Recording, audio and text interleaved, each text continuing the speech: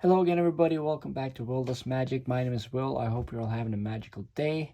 Now today I thought I'll show you another great card trick tutorial that's got some predictions in it, some kind of spectators using the cards as well, so it's not you doing all the magic. It is preferred to do on a kind of bigger table than what I'm using, but this works perfectly fine if this is what you have. If you're new to the channel, please leave a like on the video, subscribe if you want to see more, and leave a comment like most of you guys have done so far on what you think of the videos. I do read every comment, I try to respond to everything, and I do really take everything that you guys say to me on what's able to improve, what you guys want to see in the future. And if you just want to say that the video was great, then I super appreciate that as well.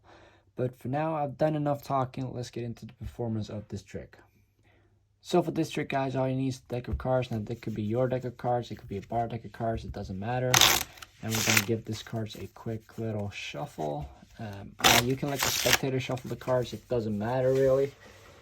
And then what we're going to do is that we're going to spread out these cards on the mat kind of as evenly as possible, being on this very small and tiny mat.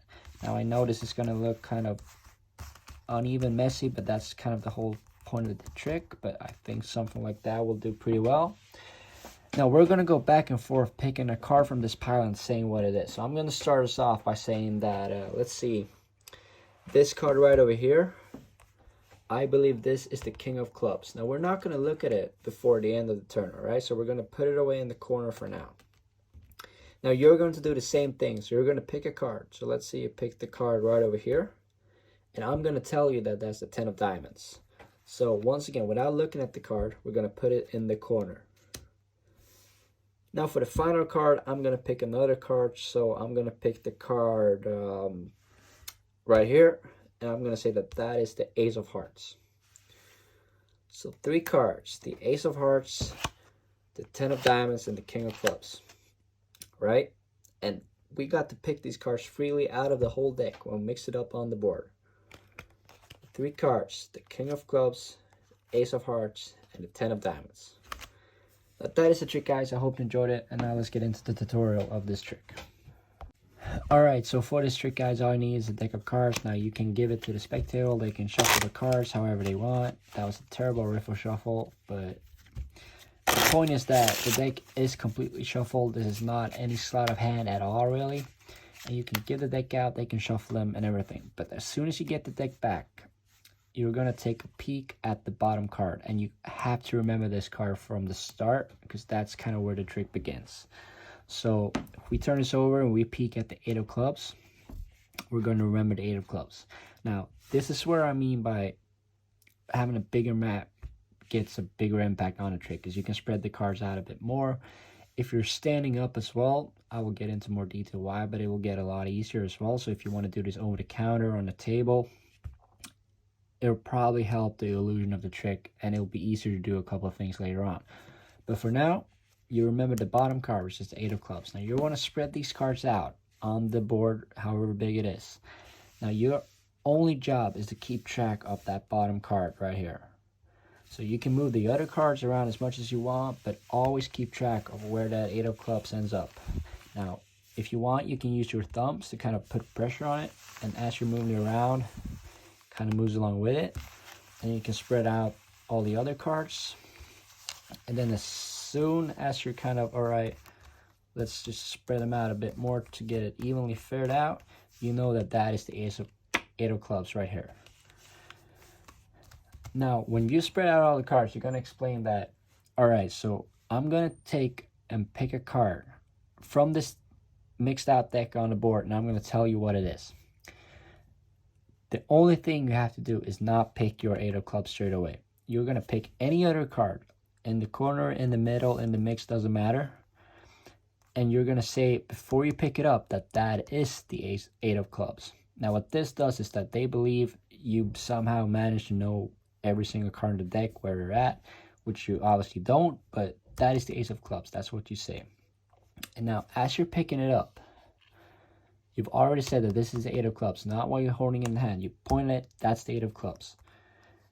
If you're standing up, you can easily tilt it over a bit and kind of get a peek of what that card actually is.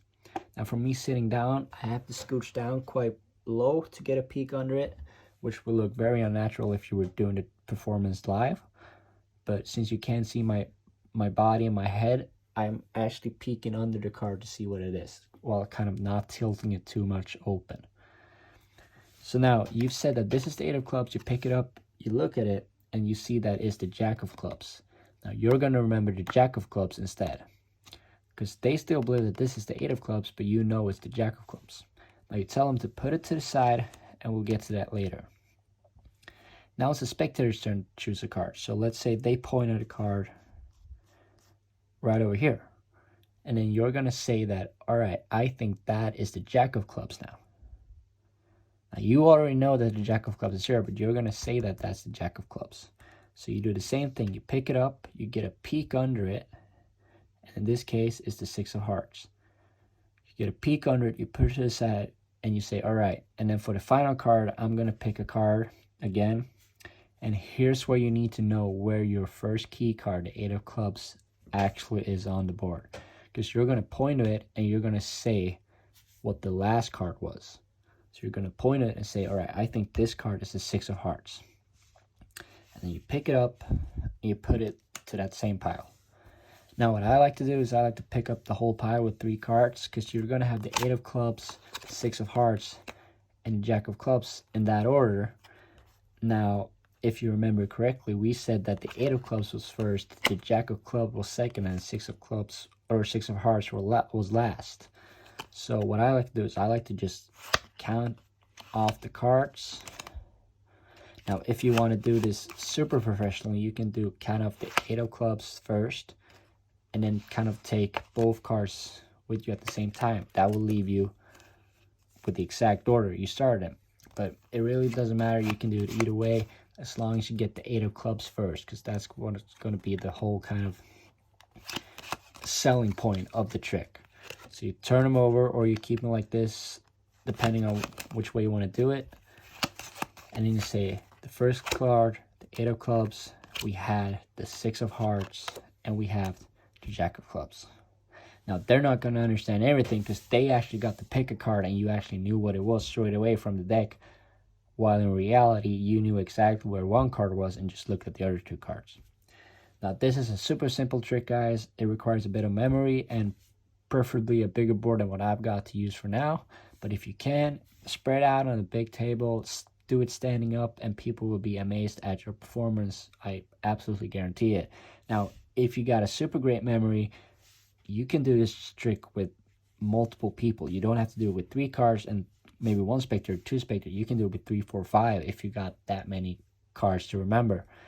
It's the same principle going on, and you can each tell them to remember 1 card, and then you can reveal it as of, all right, who had the 8 of clubs, 6 of hearts, and the Jack of clubs, and it works the same way. Now, that's the trick, guys. I hope you enjoyed it. If you did, please leave a like on the video. As I said, if you're new to the channel, please subscribe to it. It does mean a lot to me when I see new subscribers popping up every now and then. It encourages me to do more videos, and I hope I really give some magic to you guys. But without further ado, I hope you're all having a magical day, and I'll see you next time. Bye.